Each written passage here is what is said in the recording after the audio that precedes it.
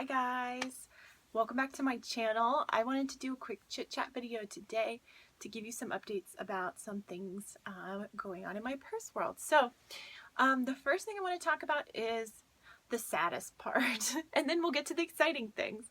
So I wanted to give you guys an update on my Ambler because I've been keeping you guys posted about that bag, and so there's been somewhat of a resolution. In my last video, I told you guys I was going to try to return it because it had like a chip in the bottom that looked like the leather was going to peel, and I was really concerned about it.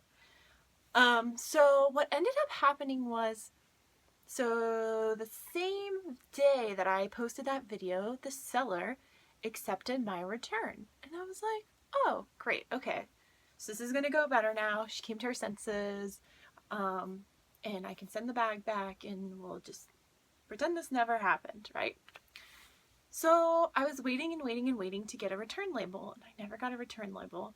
So I called eBay like 3 days after she accepted the return, and I was like, hey, I really would like to send this bag back in a timely fashion, but I haven't received a return label yet.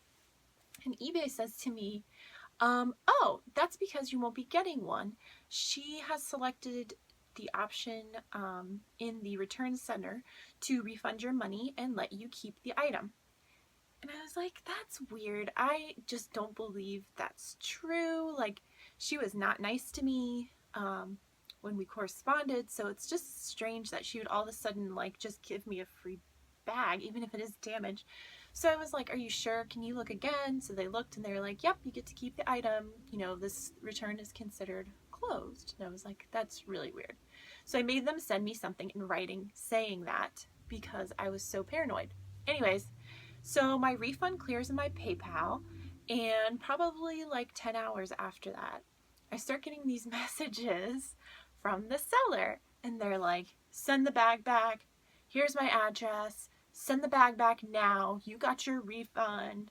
Like, really abrasive, and like, we're on like 2 different sides of the country. So like, she's writing these messages in the middle of the night and getting more and more annoyed that I'm not answering to her because there's a big time difference. So in the morning I respond and I'm like, hey, I just got all your messages. I'm really confused. I talked to eBay. They sent me this message saying I get to keep the item.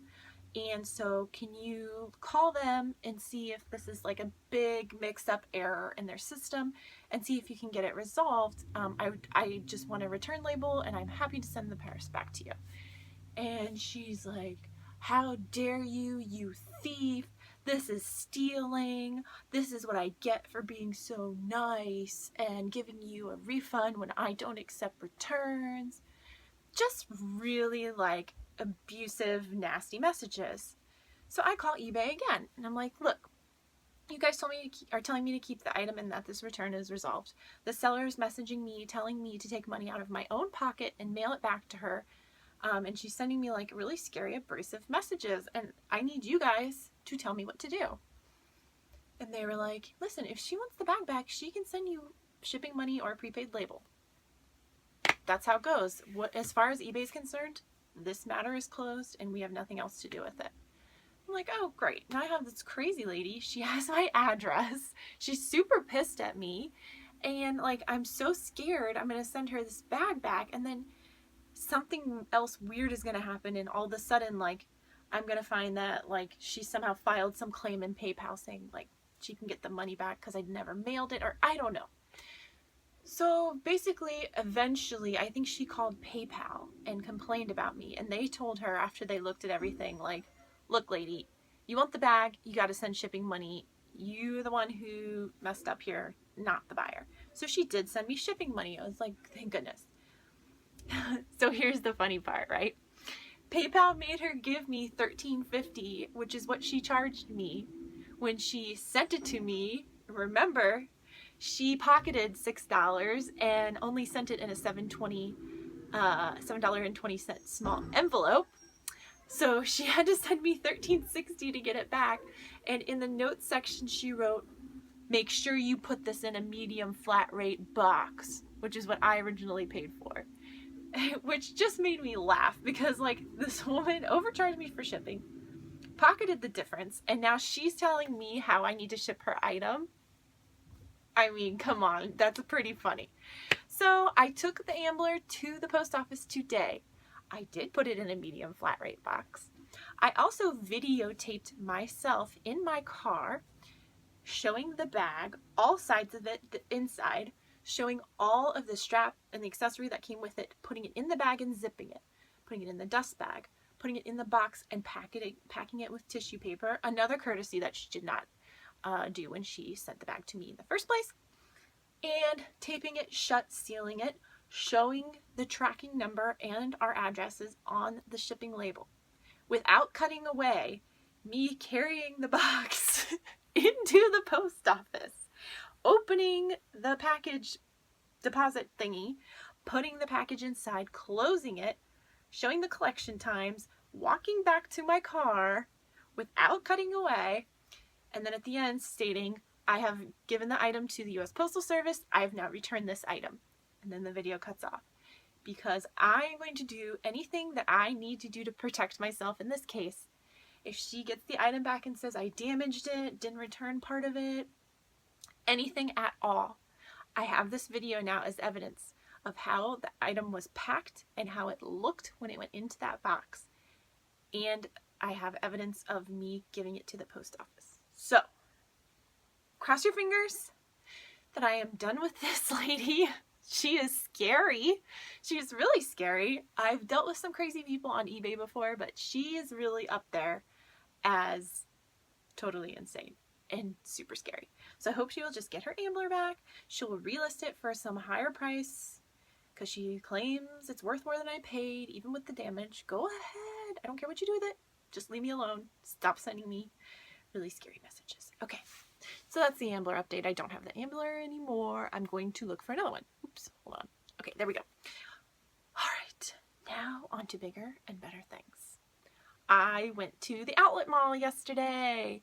Yay! And the reason I went is, oh, I meant to bring my Tory Burch in here.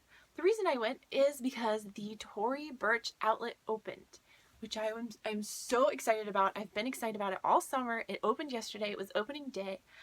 I walked in and I was like on top of the world, so excited to be there. And it was not good. It was such a letdown.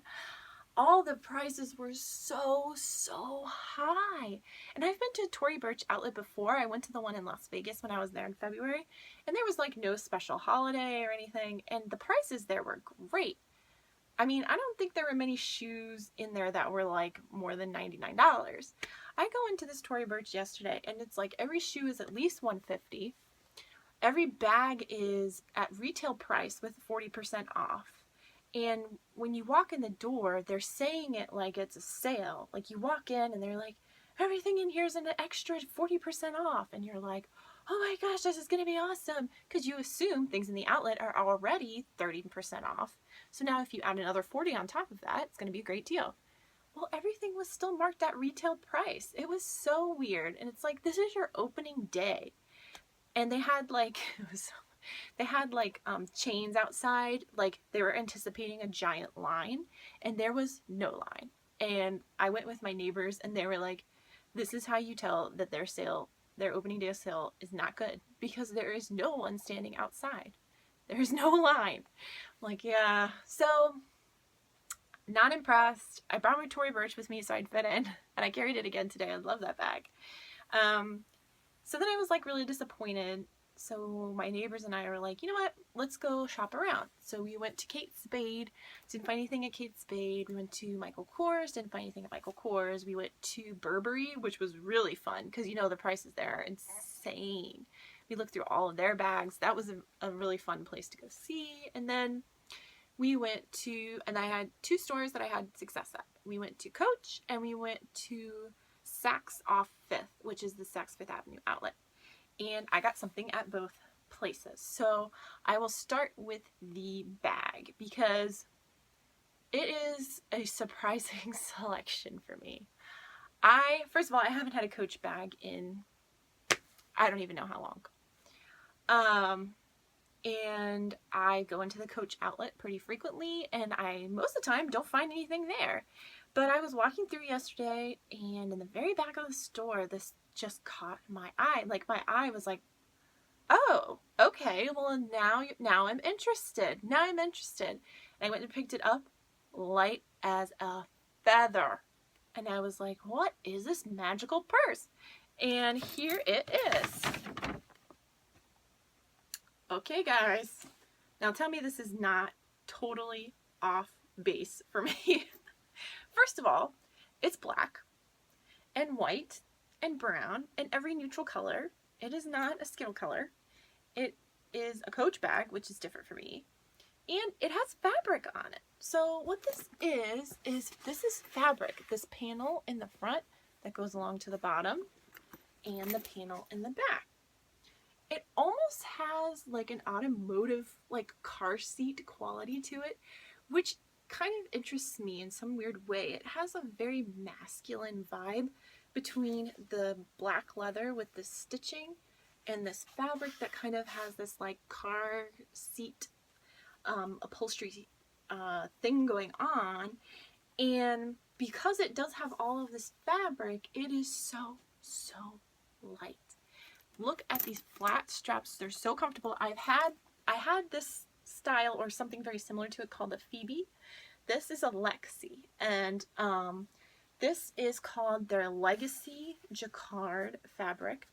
So this is the Legacy Jacquard Lexi, and the color combination is called, I think it's called Milk and Black. I've also seen it called Midnight and Milk. They had a couple of others in this style in different colors. They had one that was just like this, but instead of having white in the pattern, it had a gray. So it was a much more subtle bag. And then they had one that was completely burgundy, which was very pretty. It had burgundy leather, and then it had this pattern fabric with burgundy. But something about this black and white one it was just really striking. Very striking. And it just, like the detailing on it, all of the brown stitching, the brown edges on the black straps, it just looks awesome.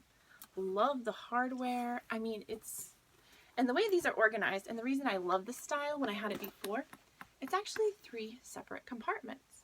And when they've put inside is this dark nylon fabric, which is really durable.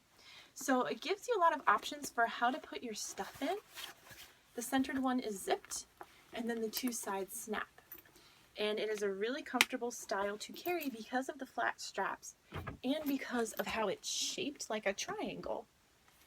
It really conforms to the body really well. So I'm excited. I am going to do some hunting online and see if I can find it for a better price before I take the tags off. So I always like to comparison shop online. Sometimes you can find better prices at the online Coach outlet.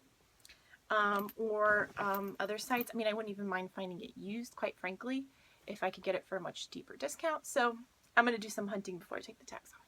Okay.